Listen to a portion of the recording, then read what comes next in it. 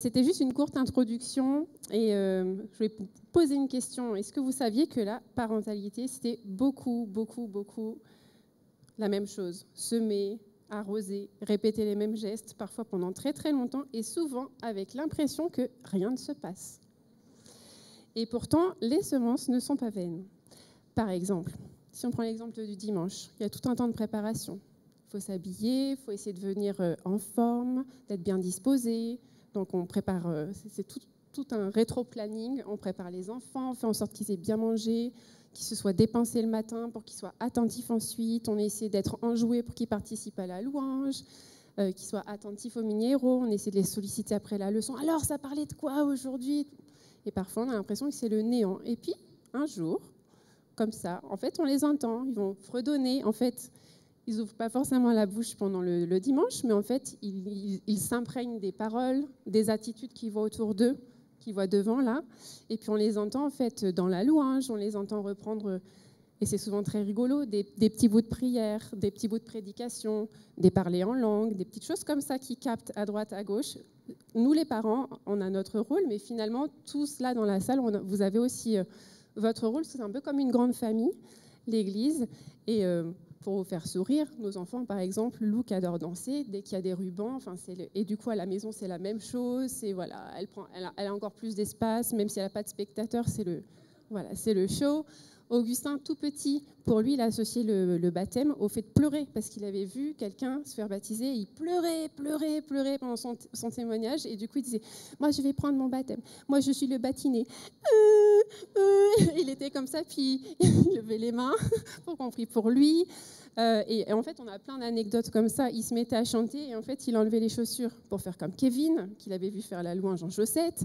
Et en fait, c'est plein de choses comme ça que les enfants grappinent. Donc, tout ça, c'est pour nous encourager, nous, les mamans, les papas, quand on a l'impression qu'en fait, il ne se passe rien, qu'ils n'ont rien écouté. En fin de compte, c'est l'apparence. En fin de compte, ils s'imprègnent quand même beaucoup. Et c'est pour nous encourager aussi à persévérer. C'est très répétitif, c'est l'éducation, c'est la parentalité. C'est pareil, le métier de prof. En fait, on ressasse très souvent les mêmes choses, avec beaucoup de patience, de bienveillance, de sourire parfois un peu forcé. Mais ça fait partie de notre métier. Mon téléphone s'est mis en veille et comme il ne fonctionne plus bien, je dois tout reprendre dans mes notes. Voilà. Et donc, en fait, en tant qu'Église, on a aussi notre rôle à jouer. Qu'est-ce que nous donnons à voir? Qu'est-ce que nous donnons à entendre aux enfants? Qu'est-ce qu'ils nous entendent dire? Qu'est-ce qu'ils nous voient faire? Et que vous en soyez conscient ou pas, finalement, en fait, vous donnez quelque chose à voir et à entendre à chacun des enfants de l'Église. C'est pas pour que vous repartiez chargés d'un fardeau que je vous dis ça, mais pour juste vous faire réaliser que parents, pas parents, mais en fin de compte, on a tous un impact sur la vie des enfants. Et puis aussi pour vous dire que je ne suis pas là en donneuse de leçons. Par exemple, moi je trouve que dans nos temps spirituels en famille, on n'est pas là où on aimerait, on n'est pas là, on ne fait pas ce qu'on aurait rêvé par exemple, mais on continue à le faire et on va continuer à progresser. Et en fin de compte, peu à peu, il y a des choses qui rentrent. Par exemple, le recours à la prière, il est devenu banal chez nos enfants et ça a pris du temps, hein. Ils ont 8 ans et bientôt 5. Ça a pris du temps et puis ils peuvent prier pour tout et rien, pour que le PSG gagne, pour qu'il fasse beau pour une fête d'anniversaire. Plus récemment, pour que la maladie de maman parte de son visage, c'était le gros coup de soleil pris en Normandie. Donc ça, c'était Lou. Et elle a très très mal réagi quand son père et son frère ont rigolé. Elle s'est mise à pleurer. Donc je suis là conseillée. Merci ma chérie de prier pour moi. Tout ça pour vous montrer qu'en fait, à force de nous voir faire, parents et église, en fait, ils s'imprègnent aussi d'attitude, il y a des bons réflexes qui viennent. Il peut aussi y avoir des mauvaises choses, hein, du coup, mais il y a aussi plein de bonnes choses qu'ils prennent de chacun de nous. J'avais une autre... je voulais juste vous partager une chose aussi sur la prière qui nous avait amusés. On prie pour changer de logement parce qu'on était un peu à l'étroit avec les enfants. Et Augustin nous a rappelé à l'ordre quand il s'est rendu compte qu'on avait osé étendre nos recherches au-delà de la ville pour laquelle on avait prié. Il a dit, non, mais c'est hors de question, on a prié pour que ce soit cette ville-là, donc vous ne cherchez pas ailleurs, ça doit être ici. Et du coup, c'est une petite leçon finalement du haut de ses... Il n'avait pas encore tout à fait 8 ans, mais tout ça pour dire qu'il y a des choses... il y a des hauts, il y a des bas, mais en fait, il y a plein de choses qui sont engrainées par les enfants. Et les semences ne sont pas vaines, même quand on a l'impression que rien ne se passe, c'est faux. Et je voulais savoir si je pouvais vous parler vrai, 1 minute, en tant que maman. Et je pense au nom de pas mal de mamans ici présentes. Si vous m'en donnez la permission, je peux ?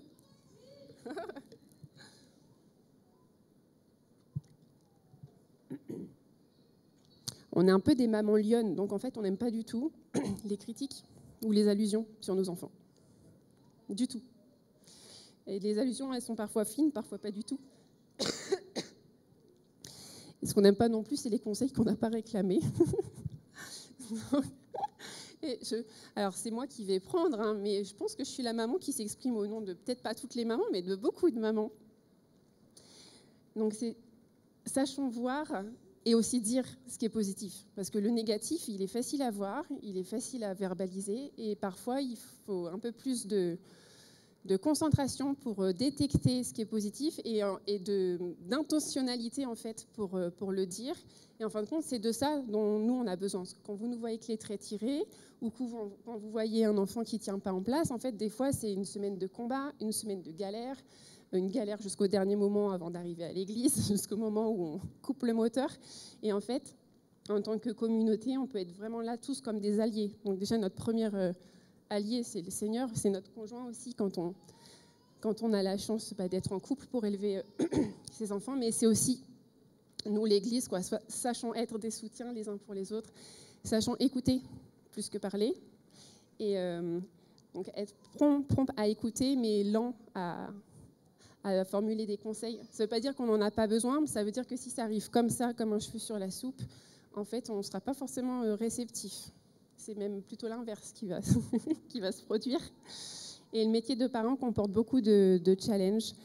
Et donc, le fait d'être allié, de faire bloc, de se comporter en famille, il y aura une force au sein de notre communauté.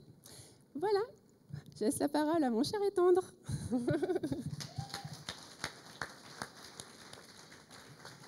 Excellent. Amen. Moi, je voudrais continuer sur ce que Claire a commencé à aborder. Elle a parlé de la prière et je voudrais vous dire ceci. Quand une femme se met à prier, c'est du sérieux. Je pensais que les femmes allaient dire amen à cela. Ben, je vais le redire, d'accord ? Quand une femme se met à prier, c'est du sérieux. Je voudrais vous parler de Mémé Iris. Mémé Iris, c'était la mère de mon père.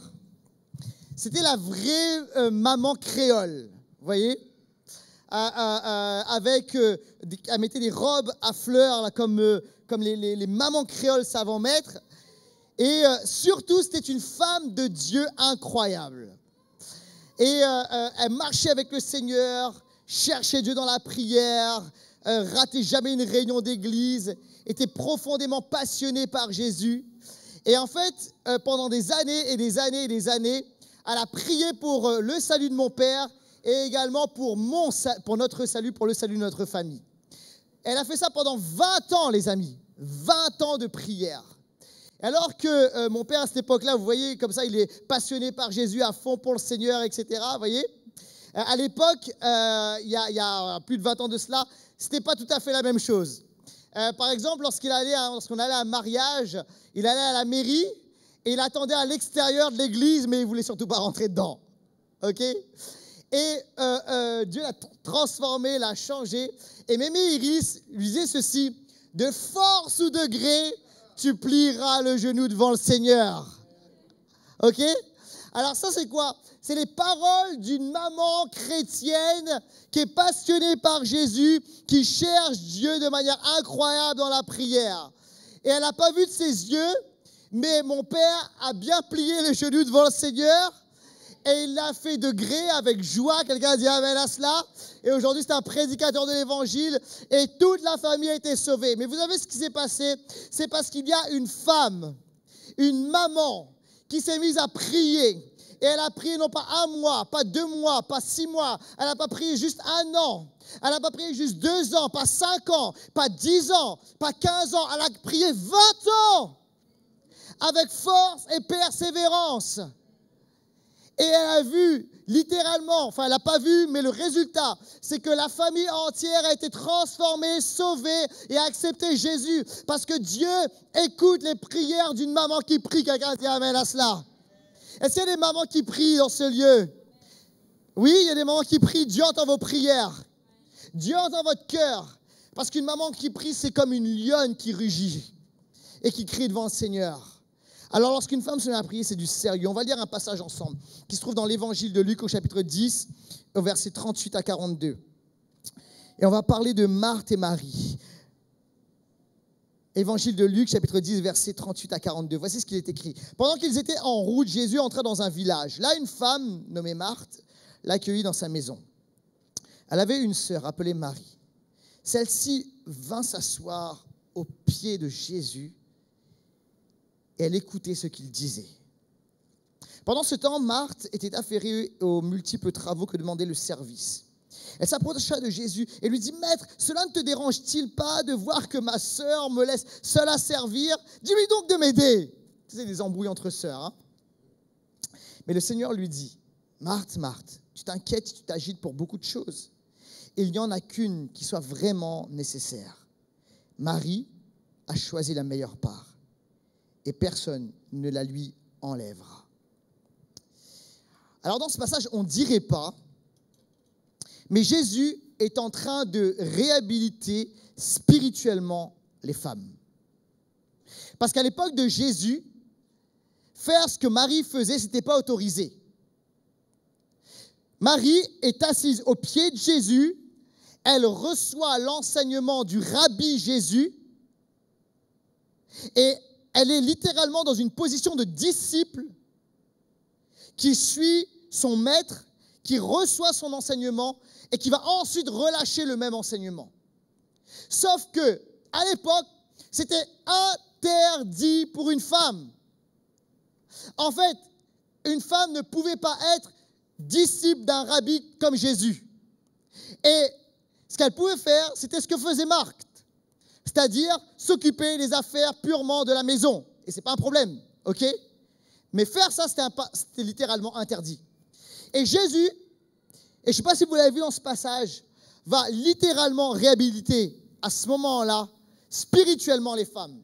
Et dire ceci, et c'est le point là, que Jésus souligne, et c'est le point que je veux souligner, oui, les femmes, j'espère que vous allez dire amen à cela, peuvent et doivent recevoir mon enseignement afin de le libérer ailleurs. Quelqu'un a dit amen à cela. Ce n'est pas juste une place réservée aux hommes. Et comprenez bien que mon point ici n'est pas de dire qu'on n'a pas besoin des Marthes. On n'a pas besoin de femmes ou d'hommes qui vont servir dans de multiples tâches. Ce n'est pas du tout ça mon point. Mais c'est de dire ceci, c'est que Dieu, écoutez bien ceci, trouve digne les femmes et les hommes et les femmes aujourd'hui de recevoir littéralement son enseignement. Et spirituellement, mesdames, vous avez quelque chose à recevoir, des révélations de Dieu, à recevoir des perles de la part de Dieu, à recevoir quelqu'un dit amen à cela. Avec Jésus, les femmes sont profondément légitimes pour recevoir des révélations spirituelles, des paroles prophétiques, des secrets, emmagasiner cela et aller le libérer ailleurs. Quelqu'un dit amen à cela. En fait, le christianisme est tout sauf misogyne. Jésus et le christianisme réhabilitent les femmes spirituellement. Je voudrais vous donner quelques exemples. Notez bien ceci, que la première personne qui a annoncé la résurrection était une femme.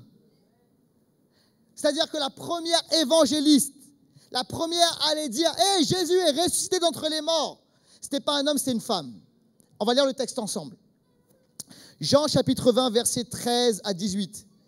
Il est question de 2 anges. Lui dirent, « Femme, pourquoi pleures-tu » Elle leur répondit, parce qu'ils ont enlevé mon Seigneur et je ne sais pas où ils l'ont mis. En disant cela, elle se retourna et vit Jésus debout, mais elle ne savait pas que c'était lui. Jésus lui dit, « Femme, pourquoi pleures-tu? Qui cherches-tu » Pensant que c'était le jardinier, elle lui dit, « Seigneur, si c'est toi qui l'as emporté, dis-moi où tu l'as mis et j'irai le prendre. » Jésus lui dit, « Marie, elle se retourna et lui dit en hébreu, Rabouni, c'est-à-dire maître. On va un peu plus loin, verset 18. Marie de Magdala, elle a annoncé aux disciples qu'elle avait vu le Seigneur et qu'il lui avait dit cela, qu'il était ressuscité, etc. La première personne à avoir annoncé, témoigné, prêché la résurrection de Jésus était une femme. Et en fait, il y a quelque chose d'extraordinaire ici.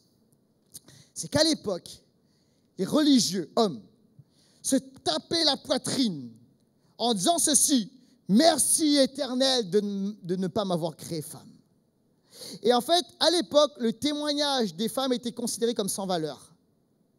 Et Jésus va faire quelque chose d'extraordinaire. Le message le plus important, le plus précieux que la terre ait apporté, a été donné à une femme. C'est pas extraordinaire? Ça montre la confiance que Dieu a pour les femmes. Quelqu'un a dit amen à cela. Alors, le christianisme, vous voyez, réhabilite spirituellement les femmes. On continue ensemble. Ni homme ni femme. Voici ce qu'il est écrit dans Galates au chapitre 3, versets 26, 28. Vous êtes tous fils de Dieu par la foi en Jésus-Christ. En effet, vous tous qui avez été baptisés en Christ, vous vous êtes revêtus de Christ. Il n'y a plus ni juif, ni non-juif, ni esclave, ni libre, ni homme, ni femme. Ça veut dire quoi?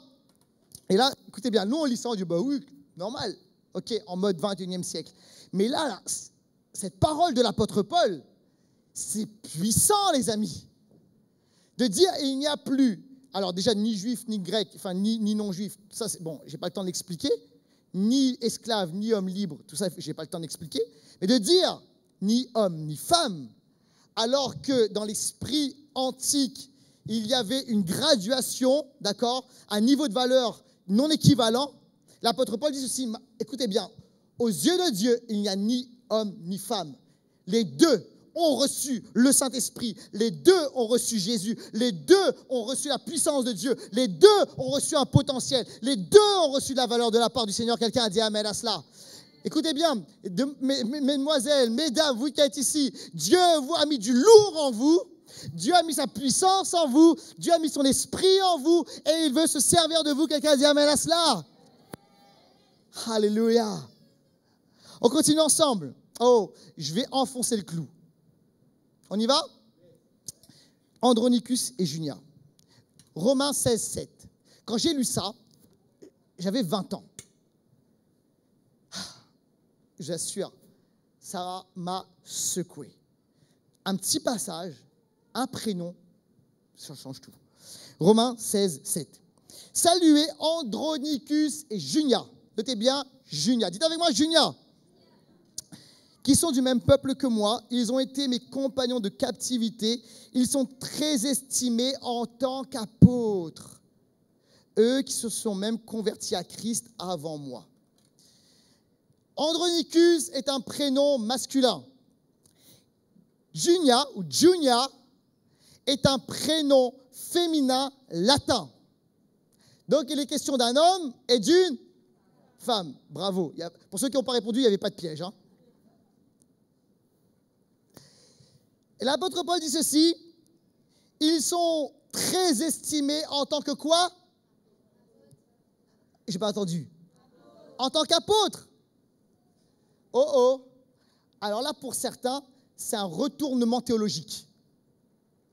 Parce que vous avez toujours entendu que dans ce qu'on appelle les 5 ministères dons de Christ, les 5 offices, d'accord? Apôtre, prophète, pasteur, évangéliste, enseignant, ça c'est juste pour les gars. Moi, j'ai entendu ça pendant très longtemps. Et j'ai cru ça pendant très longtemps. Puis après, j'étais dans la parole. Et en fait, il y a une femme à l'époque de l'apôtre Paul, d'accord? Pas à notre époque, tu sais, c'est pas un délire moderne. À l'époque de l'apôtre Paul, il y avait une femme, Junia, c'était une femme de Dieu. Elle était dans les prisons avec l'apôtre Paul, hein, c'est ce qui est écrit, hein. C'était du sérieux. Elle prêchait Jésus. C'était une passionnée pour le Seigneur. OK? Et il est dit ceci à son sujet.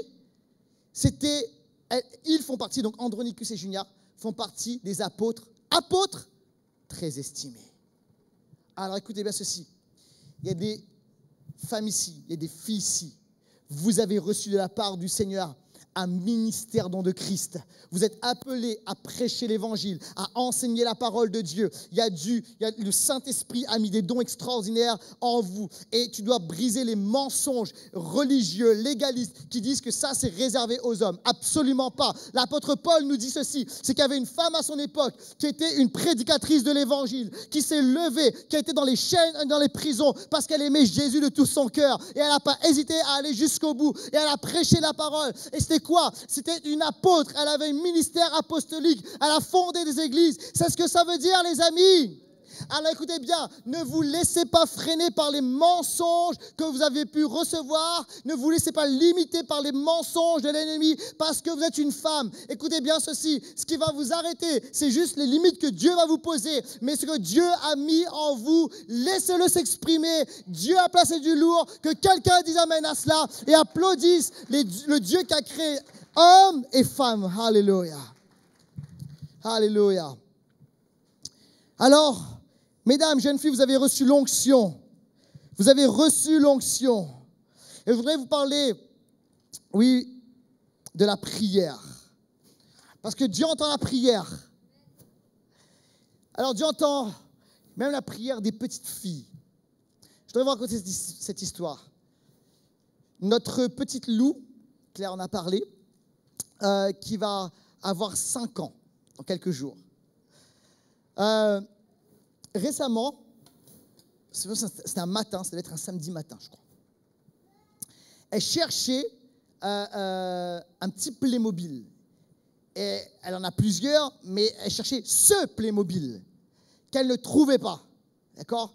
Et je me souviens, elle était dans le canapé, en pyjama, je la revois, triste, parce qu'elle ne trouvait pas son petit Playmobil. Et je lui dis, mais regarde, tu en prends un autre. Non, je ne veux pas celui-ci, je veux vraiment... Il va trouver un Playmobil dans les jouets, là, tous ces jouets. Et je dis, bah, écoute chérie, on va chercher, mais j'ai déjà regardé, je ne trouve pas ton Playmobil. Et puis elle est là dans le canapé, elle me dit, bah, on va prier papa. Et je vous avoue, ma première petite réaction, c'était, tu sais, je ne l'ai pas dit, hein, mais je l'ai pensé, tu sais, en mode, il y a des choses plus importantes. Et puis je dis, mais non, mais je me suis arrêté, hein.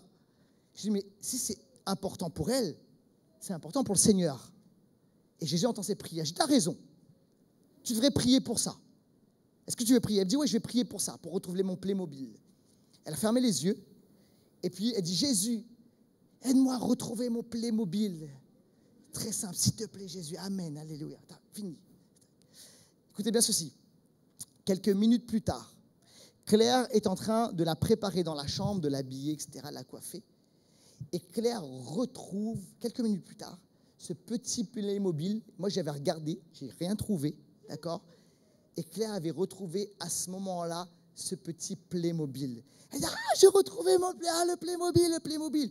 Et là, j'arrive. Tu vois, j'avais douté, ok? Et là, j'arrive. Attention, l'homme de Dieu. T'as vu? Jésus est bon, hein? Elle dit, ouais, ben oui, c'est la prière et tout. Et puis, il y a maman aussi, il y a les deux, d'accord? Il y a Jésus qui s'est servi de maman. Mais en tout cas, vous voyez, en fait, je dis, mais ça, c'est un hasard. Moi, je ne crois pas.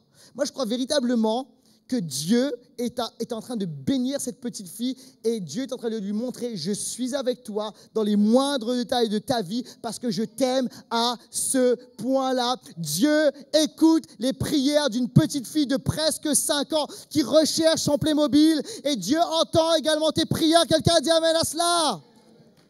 Est-ce qu'on peut applaudir le Seigneur? Ouais. Alors, je voudrais juste, avant d'aller plus loin, juste poser ce fondement. Parce que j'ai dit, oui, 100% Dieu réhabilite les femmes spirituellement, 100%. Je voudrais juste dire ceci, égalité et complémentarité. Parce que quand même, on est aujourd'hui dans une société où soit on dit, alors c'est les hommes qui écrasent les femmes, soit une société où on dit, tu sais, il y a même un truc là où, tu vois, il y a un truc qui est inversé où il faut presque combattre les hommes. Je voudrais dire ceci, le modèle biblique, c'est égalité et complémentarité. C'est ça en fin de compte. C'est-à-dire que l'homme et la femme sont égaux et complémentaires. on est appelé à vivre et à travailler et à œuvrer ensemble. Ok? C'est pourquoi le Seigneur a dit ici, je te ferai une aide, d'accord? Je ferai une aide qui soit ton vis-à-vis. Et le mot aide, c'est pas un terme qui est péjoratif, c'est la dimension de complémentarité, de travailler ensemble. Donc en fait, écoutez bien ceci, en tant qu'homme, on n'est pas appelé à écraser les femmes. En tant que femme, les femmes ne sont pas appelées à écraser les hommes. On est appelé à fonctionner et à travailler ensemble et à se respecter mutuellement. Quelqu'un dit amen à cela. Juste pour vous prouver, Genèse chapitre 2, verset 22. Puis l'Éternel Dieu forma une femme de la côte qu'il avait prise de l'homme et l'amena à l'homme. J'aime cette image de la côte, d'accord? Il n'a pas tiré la femme du talon de l'homme, tu sais, pour que l'homme l'écrase. Il n'a pas tiré non plus de la tête de l'homme pour que l'homme soit écrasé, mais de la côte, cette partie centrale du corps, parce que l'homme et la femme sont appelés à fonctionner dans la complémentarité et dans l'égalité. Quelqu'un dit amen à cela. Alléluia. Amen. Juste une petite phrase que j'avais entendue. Je ne sais pas si certains connaissent le pasteur Joseph Prince. Il y a quelques temps de cela, il racontait un peu en rigolant, il discutait avec sa femme et comprenait que ce n'est pas du tout quelqu'un de misogyne, mais c'était une petite blague. Et il disait à sa femme en rigolant, n'oublie pas que je suis la tête. Et sa femme qui s'appelle Wendy dit ceci, oui, tu es la tête, mais Dieu a créé la femme comme le cou. Et le cou fait tourner la tête. D'accord? Ça, c'est beau, hein? Alors, quand les femmes prient, c'est du sérieux. Il y a un homme qui a compris assez tôt dans l'église, c'est Yonggi Cho. Yonggi Cho était le pasteur de la plus grande église du monde, qui se trouve actuellement à Séoul, enfin, c'est toujours trouvé à Séoul. Et alors que ça ne se faisait pas à l'époque, Yonggi Cho s'est dit, les femmes, là, il a constaté que les femmes, ça prie, quoi. Et ça fait bouger les montagnes. Alors, à l'époque, ça ne se faisait pas, parce que l'église était dans un concept bien, bien religieux, mais il a mis en charge des cellules de prière des femmes. Et vous savez quoi? Il a constaté que les cellules se portaient bien, que c'était du sérieux, que ça priait, qu'il y avait des réponses à la prière, qu'il y avait des miracles, qu'il y avait des guérisons, que Dieu agissait. Pourquoi? Parce que quand une femme prie, c'est comme Mémé Iris, ça prie, quoi. Ça cherche Dieu. Tu sais, c'est viscéral. Alors, mesdames, lorsque vous priez, ça fait la différence. Et je voudrais voir aujourd'hui 2 modèles de prière que, mesdames, Dieu vous appelle à recevoir. Alors les gars, vous êtes là, pourquoi il parle qu'aux femmes? Nous aussi les gars, hein, mais je m'adresse un peu plus aux femmes, d'accord? Dans 2 semaines, on sera plus pour les gars. Alors, premièrement, la prière familiale. Dites avec moi la prière familiale. Est-ce que vous savez que dans la tradition juive, ce sont les mères qui sont chargées de la transmission spirituelle? En fait, dans la tradition juive, on devient juif parce que la mère nous a transmis le judaïsme et la judéité. Et il y a cette dimension, effectivement, que la femme porte un trésor. Et ce trésor, c'est le trésor de la Torah, de l'enseignement biblique. Et la femme, la mère, est chargée de transmettre cela littéralement aux enfants. Et oui, les hommes, on est appelés à prier pour nos familles. Mais lorsqu'une femme prie pour les membres de sa famille, ça fait quelque chose. Et ça me fait penser à Anne dans la Bible. On va lire ensemble 1 Samuel chapitre 1, versets 9 à 17. Et on va voir comment cette femme a prié pour sa famille. Cette fois-ci, après qu'on eut mangé et bu à Silo, Anne se leva et se rendit au sanctuaire de l'Éternel. Le prêtre Élie y était assis sur son siège près de la porte. Très affligée, Anne pria l'Éternel en pleurant à chaudes larmes. Alors elle fit le vœu suivant. Éternel, Dieu des armées célestes, si tu veux bien considérer la misère de ta servante, et si tu viens intervenir en ma faveur, si tu ne délaisses pas ta servante, et si tu me donnes un fils, alors je te le consacrerai pour toute sa vie. Ses cheveux et sa barbe ne seront jamais coupés. Comme elle priait longuement devant l'Éternel, Élie observait le mouvement de ses lèvres, etc. On passe quelques passages au verset 17. Dans ce cas, lui dit Élie, il pensait qu'elle était ivre, va en paix et que le Seigneur, le Dieu d'Israël, exauce la requête que tu lui as adressée. Alors Anne est dans une situation qui est difficile pour elle, elle est stérile. C'est quelque chose qu'elle vit très mal, parce qu'elle souhaite avoir un enfant. Et là, elle va dans le temple de l'Éternel, dans la présence de Dieu. Et elle se met à prier. Mais pas, tu sais, pas, ok, on va voir ce qui va se passer, on va prier, on va voir ce qui va se passer. Non, elle se met à prier, quoi. Et en fait, tu sais ce qui se passe? C'est qu'elle vient littéralement convertir sa tristesse en intercession pour la famille. J'aime ça. Et la Bible nous dit qu'elle est très affligée. Ouais, il y a des situations qui nous affligent et c'est peut-être pas la même situation qu'Anne. Mais des fois, il y a des choses, là, on entend dans notre famille, ça vient nous affliger. Il y a des problèmes peut-être avec les enfants, la drogue dans le foyer, des péchés dans la maison, la famille qui se déchire, les frères et sœurs qui se déchirent, qui se combattent. Il y a des conflits familiaux, les parents et les enfants en guerre. Il y a peut-être toutes sortes de problèmes. Et en fait, ça crée quoi? De l'affliction, ça crée de la tristesse. Il y a des mamans ici, vous priez pour le salut de vos enfants et vous faites tellement bien. Et puis c'est intérieurement qu'il y a de la tristesse, qu'il y a de l'inquiétude, il y a du stress par rapport à cela. Lorsque les enfants partent le matin au collège, au lycée ou ailleurs, tu ne sais pas trop ce qui va se passer dans la journée. Tu ne seras pas appelé par le responsable de l'école ou par la police ou je ne sais quoi. Puis intérieurement, tu sais, ça ne va pas très bien. Puis il y a des mamans ici, vous voyez autour de vous vos enfants, tu ne sais pas ce qui se passe, mais il y a un mal-être à l'intérieur. Il y a peut-être des choses mauvaises que cet enfant a pu vivre, de l'abus, toutes sortes de choses. Il y a peut-être eu un divorce, il y a peut-être eu tout ça. Et en fait, ça crée de l'affliction à l'intérieur. Mais écoute-moi bien, la prière d'Anne, la prière familiale, c'est de convertir littéralement la tristesse en intercession. Et Dieu vous appelle aujourd'hui à entrer dans son sanctuaire. Ça veut dire entrer dans sa présence et venir littéralement déverser votre cœur, verser vos larmes et transformer cette affliction en intercession. Quelqu'un a dit amen à cela. Et alors, ça te donne quoi? Ça donne Anne qui va gémir, crier, demander à Dieu. Dire, Seigneur, s'il te plaît, donne-moi un fils et je te le consacrerai. Il sera consacré à ta cause, il sera consacré à ton évangile. Et là, ici, écoute-moi bien, tu peux consacrer ta famille à l'Éternel. Tu peux consacrer tes enfants au Seigneur. Tu peux consacrer ton mari à l'Éternel. Il y a des personnes ici, vous priez pour la conversion de votre conjoint. Et vous faites tellement bien. Et vous savez quoi, dans la prière, consacrez ces personnes au nom de Jésus. Avec mon épouse Claire, on consacre nos enfants au Seigneur. Et on consacre même les générations suivantes. De génération en génération, les enfants de tes enfants, quelqu'un a dit amen à cela. C'est un bon chant, hein? Et alors je dis, Seigneur, je consacre.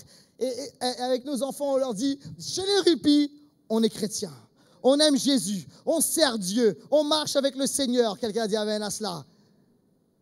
Et des fois, avec Augustin, on aime le foot. Et des fois, ça peut arriver, tu sais, dans un match, il se passe 2-3 trucs. Je dis, Augustin, le foot, super, hein, on aime le jeu, c'est génial. Mais n'oublie pas, nous, on est chrétiens, on est la team Giroud. On se comporte bien, on ne fait pas n'importe quoi, on ne parle pas n'importe comment. On aime Jésus. Dis, ouais, nous, on est des chrétiens, on marche avec le Seigneur. Et tu sais quoi, on a besoin de consacrer nos enfants. On a besoin de consacrer notre famille au nom de Jésus. Alléluia. Libérez dans la prière le sang de Jésus sur vos familles. Ça, c'est la prière familiale. C'est la prière de Mémé Iris. Et tu dis, oui, mais là, je ne le vois pas. Et croyez-moi, Mémé Iris ne le voyait pas. Et elle n'a pas vu. Mais il s'est passé quelque chose, les amis. Et je crois que les prières de Mémé Iris sont montées vers le ciel. Et écoutez bien, c'est monté vers le cœur de Dieu. Il y a eu tellement de larmes, d'intercessions, de gémissements. Le cœur de Dieu a été touché. Écoutez-moi, la prière d'une maman, la prière d'une épouse, la prière d'une femme change quelque chose. Quelqu'un a dit amen à cela. Alléluia. Alors n'hésitez pas à prier, à intercéder, à gémir. Ça, c'est la prière d'Anne qui change littéralement les choses. Alléluia.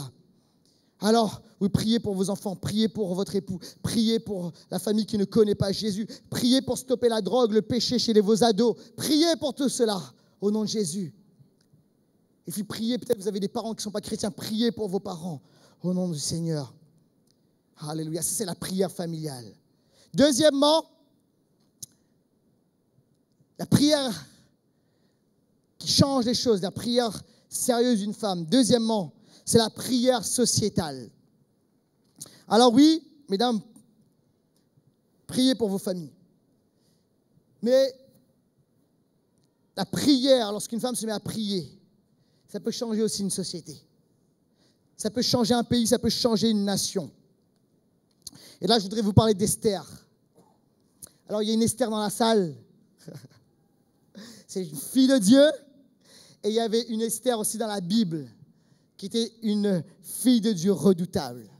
Alors, juste pour vous expliquer, Esther était une femme juive déportée. Et elle est là dans le pays de Perse.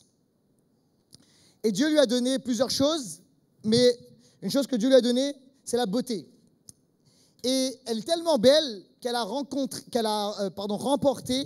le concours de Miss Perse. OK? Et donc, elle a remporté ce concours de beauté. Et elle devient, alors je ne sais pas si c'était un cadeau ou pas, elle devient reine du pays. Et elle devient l'épouse de Xerxès, donc qui est l'empereur de Perse.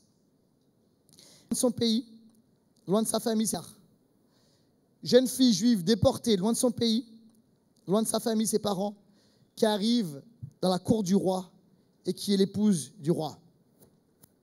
Mais elle est là pour un temps particulier. Parce qu'il y a auprès du roi un homme qui s'appelle Haman, qui est l'un des conseillers du roi. Je vous passe tous les détails, mais qui a organisé l'extermination des Juifs.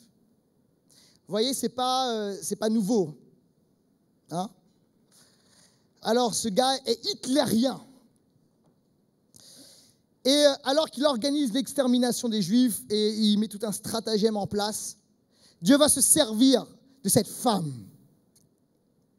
La solution sera la bénédiction et sera la solution pour le peuple juif à ce moment-là. Et il y a un moment de bascule. Il y a un moment où elle va saisir littéralement le temps prophétique. Et voici ce qui est écrit dans Esther, au chapitre 4 et au verset 14. Elle discute avec son cousin, Mardoché, parce qu'elle se dit, est-ce que je dois parler au roi ou pas? Qu'est-ce que je dois faire dans cette situation? Et Mardoché va lui donner une parole qui est tellement puissante et tellement intense. Et voici cette parole. Et qui sait, si ce n'est pas pour un temps comme celui-ci que tu es parvenu à la royauté? Qui sait, si ce n'est pas pour un temps comme celui-ci que tu es parvenu à la royauté? Et je voudrais m'adresser aujourd'hui à toutes les femmes, les mamans, les jeunes filles qui sont là. Qui sait, ce n'est pas pour un temps comme celui-ci si Dieu ne t'a pas placé dans cette entreprise? Qui sait, ce n'est pas pour un temps comme celui-ci que Dieu t'a placé dans cette sphère de la société. Qui sait, c'est pas pour un temps comme celui-ci que Dieu t'a donné ses relations et ses contacts. Qui sait, c'est pas pour un temps comme celui-ci que Dieu t'a donné, d'entrer dans cette sphère d'influence. Et écoute bien, à ce moment-là, c'est un moment de bascule. Et les choses changent. Et elle saisit littéralement le moment prophétique. Et elle comprend qu'elle n'est pas juste appelée, entre guillemets, à être la reine, à être une femme juste belle parmi les autres femmes du royaume, mais elle est appelée littéralement à faire une différence et à transformer la société. Alors, elle va faire quelque chose. Elle va publier un jeûne. Et ce jeûne s'appelle le jeûne. Oh, vous êtes bons. C'est un jeûne de 3 jours. Et elle va dire, ok Mardoché, demande à tout le monde, les Juifs, de prier et de publier un jeûne et d'entrer dans ce temps de jeûne. Elle dit, moi-même, je vais jeûner. Et voici ce qui est écrit dans Esther, au chapitre 4, versets 15 et 16. Esther fit répondre à Mardoché, va rassembler tous les Juifs qui se trouvent à Suse et jeûnez pour moi. Ne mangez pas et ne buvez rien pendant 3 jours, ni la nuit ni le jour. Moi aussi, je respecterai un tel jeûne avec mes servantes. Alléluia. Et à ce moment-là, elle va parler au roi. Le roi va changer ses plans et il va y avoir un retournement de situation contre Haman. Haman, qui voulait exterminer le peuple juif, c'est lui qui va se faire quick. Ok, on ne se réjouit pas, mais bon, c'est ce qui va se passer quand même. En tout cas, les amis, la prière change les choses. Le jeûne change les choses. Et ça change les familles, oui, mais ça peut changer véritablement une société. Mesdames, lorsque vous jeûnez, cherchez Dieu pour votre entreprise, pour votre quartier, pour votre vie. Il y a des dames ici, des mamans ici. Vous vivez peut-être dans un quartier qui est difficile. Un quartier où c'est compliqué, où il y a de la violence, il y a de la drogue, etc., etc. Et Dieu t'appelle à être une Esther, alléluia. Dieu t'appelle à publier un jeûne, à chercher le cœur de Dieu. Et est-ce que tu sais que ta prière, ton jeûne peut transformer véritablement la société, peut transformer là où tu es au nom de Jésus? Peut-être qu'il y a une mauvaise ambiance dans ta société, il y a peut-être une sale ambiance dans ta boîte, c'est compliqué, il y a de la jalousie, ça se déchire. Écoute-moi bien, entre dans l'intercession, entre dans le jeûne et les choses peuvent véritablement changer. Quelqu'un a dit amen à cela. Je sais que tu veux voir ta ville être transformée. Tu veux voir un réveil en France. Tu veux voir un réveil dans ton pays. Écoute, rentre dans un jeûne. Dieu entend la prière fervente d'une femme qui cherche son cœur. Quelqu'un a dit amen à cela. Et ça fait la différence. Alors oui, les hommes, on est appelés à prier. Alléluia. Mais je ne sais pas pourquoi, mais lorsque les femmes cherchent le cœur de Dieu, il y a quelque chose qui se passe. Est-ce que vous connaissez cette femme qui s'appelle Suzette Hatting? Je ne sais pas si vous avez entendu parler d'elle. Est-ce que vous avez entendu parler de Reinhard Bonnke? Plusieurs. Un grand évangéliste d'origine allemande. Il a fait des campagnes d'évangélisation avec, pas des milliers, mais avec 1 million de personnes, particulièrement en Afrique, au Nigeria. Rempli de monde. Et guérison, miracle, délivrance, conversion massive. Waouh! Alors, on connaît Reinhard Bonnke, enfin, plusieurs connaissent, mais Suzette Hatting était une femme de grande importance pour Reinhard Bonnke. C'est elle qui préparait l'atmosphère spirituelle pour ces grandes campagnes d'évangélisation. Elle arrivait une semaine avant les équipes, avec sa petite équipe de prière et d'intercession. Et pendant une semaine, le jour et la nuit, cette équipe bombardée dans la prière, cherchait le cœur de Dieu, préparer le terrain spirituel. Parce que là, quand tu commences, là, tu sais, il y a du combat spirituel. Et elle cherchait Dieu, elle priait, elle demandait au Seigneur, elle criait à Dieu. Et alors qu'elle le faisait, et tu sais ce qui se passait, l'atmosphère spirituelle littéralement commençait à changer. Et lorsque Reinhard Bonnke arrivait, le terrain était prêt. Et il y avait quoi? Guérison, miracle, délivrance, des choses extraordinaires qui se produisaient. Pourquoi? Parce que cette femme, avec son équipe, avait compris la puissance de la prière, de l'intercession. Elle a cherché le cœur de Dieu d'une manière extraordinaire et ça a changé. Parce que cette femme, pas une famille, pas des familles, ça a changé des sociétés entières. Pourquoi? Parce que cette femme a compris la puissance de la prière. Alléluia. Donc, mesdames, soyez des lionnes dans la prière. Cherchez Dieu plus que jamais dans la prière. Et ça fait véritablement une différence. Je voudrais finir avec ce témoignage.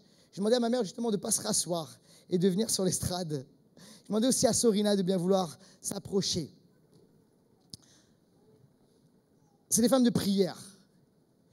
Et il y a quelques jours de cela, la puissance de l'intercession, ça s'est vu. Et je voudrais leur demander de nous expliquer ce qui s'est passé, s'il vous plaît. Alors, je vais commencer par le commencement. D'abord, dans cette histoire, et Laurent va le découvrir, c'est vrai que j'ai eu un Mardoché aussi. Parce qu'avant avant le début du culte, Clément, le papa de Ravi, est venu me voir pour me dire qu'il avait reçu quelque chose de la part de Dieu pour moi.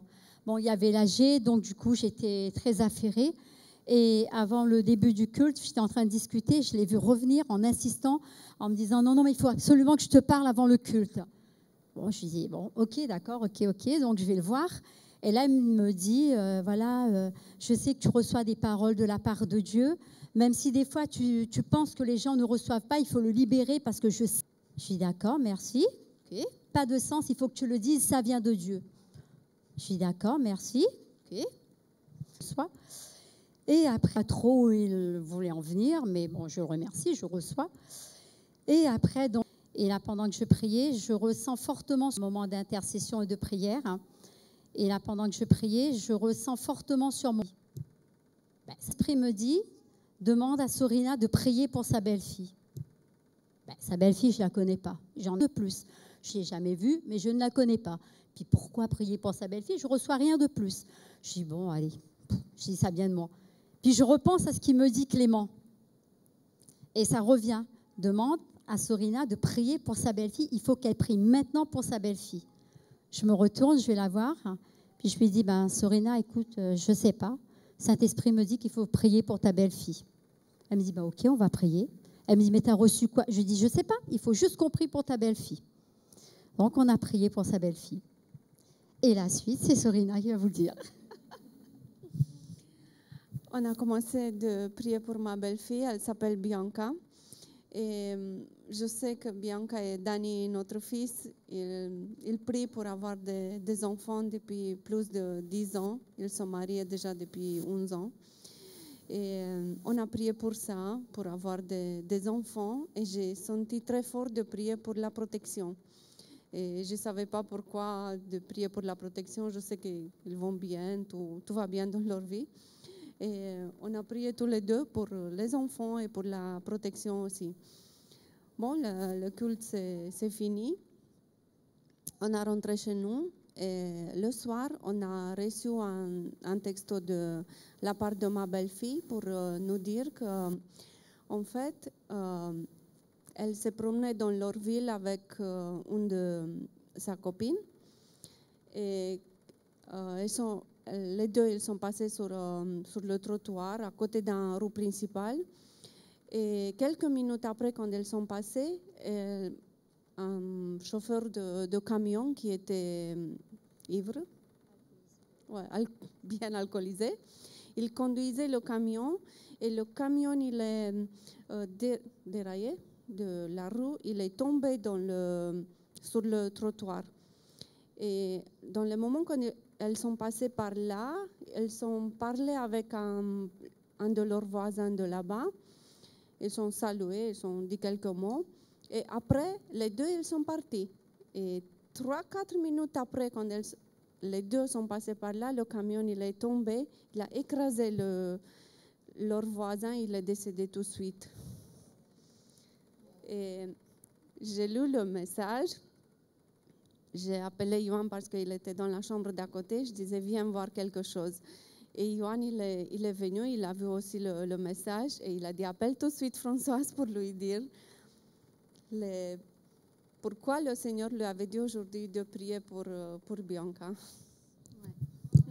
Voilà, Dieu est bon, hein? Dieu est bon.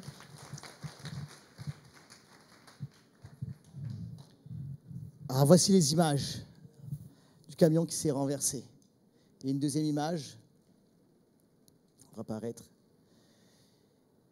Et à ce moment-là, Dieu avait mis sur le cœur de Mathilde, sur le cœur de Sorina, d'intercéder pour la protection. Et on va prier pour la famille de ce monsieur qui est décédé. Mais regardez la protection de Dieu et la puissance de l'intercession. Lorsqu'une femme se met à prier, c'est du sérieux. Et mesdames, votre prière peut littéralement sauver des vies. Sauver des vies. Et Dieu veut vous utiliser dans la prière, dans l'intercession,